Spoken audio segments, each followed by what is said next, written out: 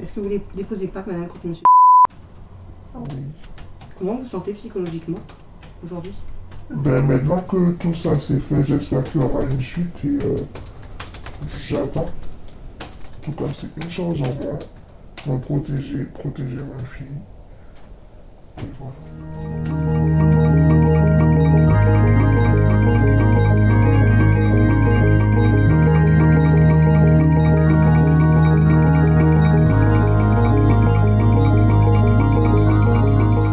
Je vais vous laisser parler.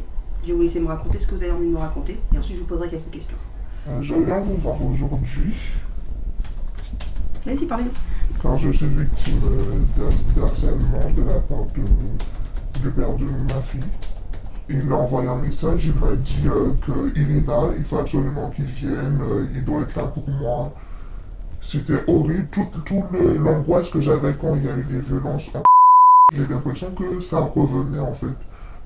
Quand je marchais, je regardais derrière pour savoir est-ce qu'il est là, est-ce qu'il n'est pas là. Et tout ça, ça revenait. On va partir plus sur du harcèlement, sur ex-conjoint. On va faire en sorte qu'il arrête quand même. Donc dans mon service, on gère tout ce qui est lié à la famille. C'est la brigade locale de protection de la famille. Il y a ce système qui s'est créé où il y a une journée par semaine où un policier du district peut venir pour prendre des plaintes. Donc ça, c'est volontariat total. Il n'y a pas l'afflux de personnes qui arrivent. Et dans le commissariat, on trouve de tout. Moi, je me sens plus comprise que la première fois où j'ai dû mettre la plainte, par exemple. Là, je suis resté longtemps, alors que la dernière fois, ça n'a même pas fait 30 minutes. Que ce soit ici, mon commissariat, je vous aurais reçu de la même manière.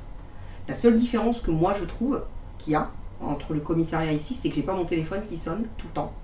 Et j'ai pas des collègues qui viennent me faire des avis en me disant il s'est passé ça, il s'est passé ça. Donc là, c'est vrai que c'est plus tranquille. Et même, vous m'avez beaucoup plus expliqué les choses par rapport à ma situation que la première fois où je suis Parce que je suis spécialiste dans le domaine. Vous voyez, la différence, elle est là. Je vous laisserai mes coordonnées. Ok, si vous avez des questions à l'avenir, vous m'appellerez, il n'y a pas de souci, je répondrai à vos questions. Merci. Pas de souci, madame. Et est-ce que ça change quelque chose aussi pour vous que le policier ou la policière en face de vous soit en civil et pas en uniforme? Ah, j'avais pas remarqué, c'est vrai. C'est vrai. Ça change tout. Ouais, vous pensez que ça vous a mis plus à l'aise maintenant que vous vous en rendez compte? Oui. Bon, je suis en civil tout simplement parce que je suis issue d'un service d'enquête et que je ne suis pas sur la voie publique. Donc c'est pour ça que je suis en civil. Après, du premier coup, on s'en rend pas compte. Là, j'ai parlé, je me suis vidé, j'ai tout dit. Je sais pas si j'aurais pu faire la même chose. Ce qui explique cette permanence, c'est vraiment que ces dames, elles viennent d'abord à la Maison des Femmes pour y voir des praticiens, des psychologues, des thérapeutes, etc.